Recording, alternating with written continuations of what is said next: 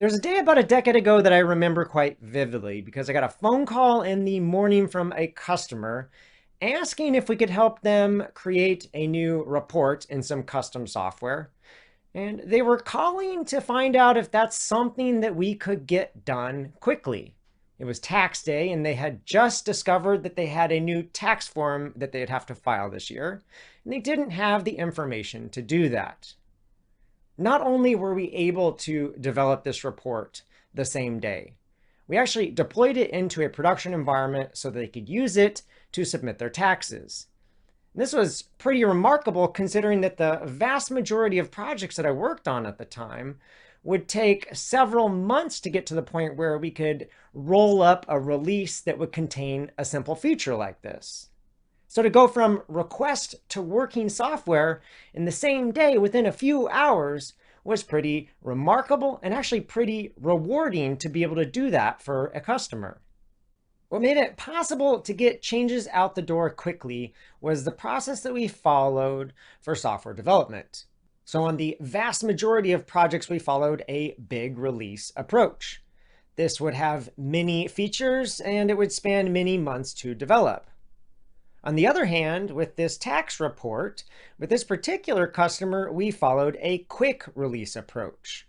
There would only be a single feature or maybe a few, and we would do this all within a single day and sometimes within a few hours. Now, there's one big difference in how people work together in these two approaches that I want to focus on.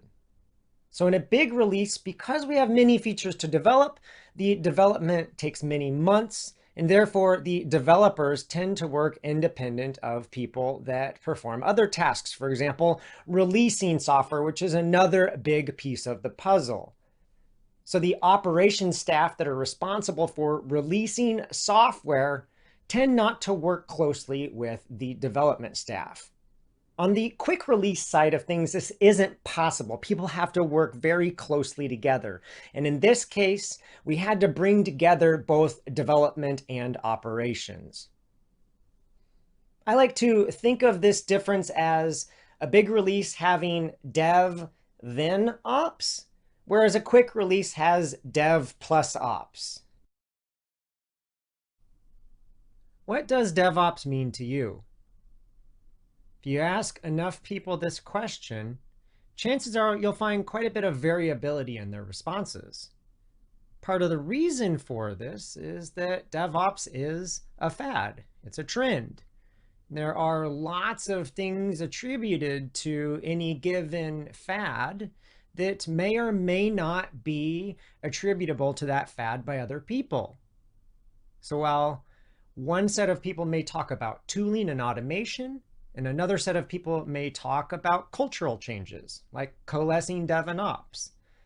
People may not have that much in common when they talk about and think about DevOps, and that can be confusing. So what I've done is distilled a set of principles.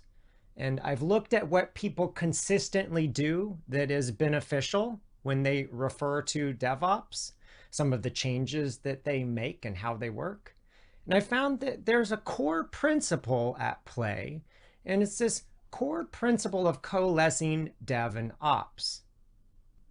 So going from a world of dev then ops into a world of dev plus ops, and that's where the word DevOps comes from.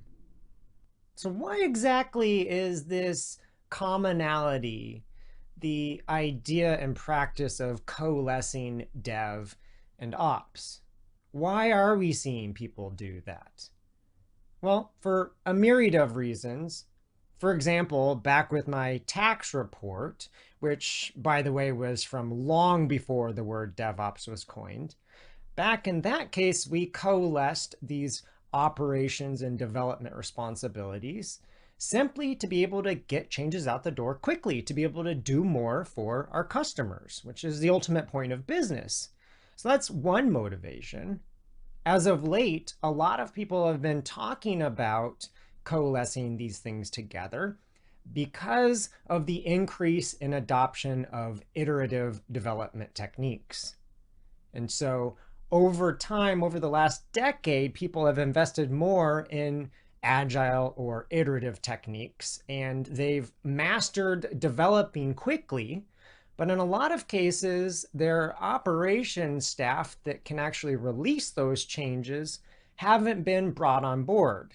So while they're iteratively developing quickly, those changes are just piling up and they're not getting out the door. And so there's an increased interest in getting these changes out the door. So that's another motivation. And that's why we're seeing such a common push to talk about coalescing dev and ops.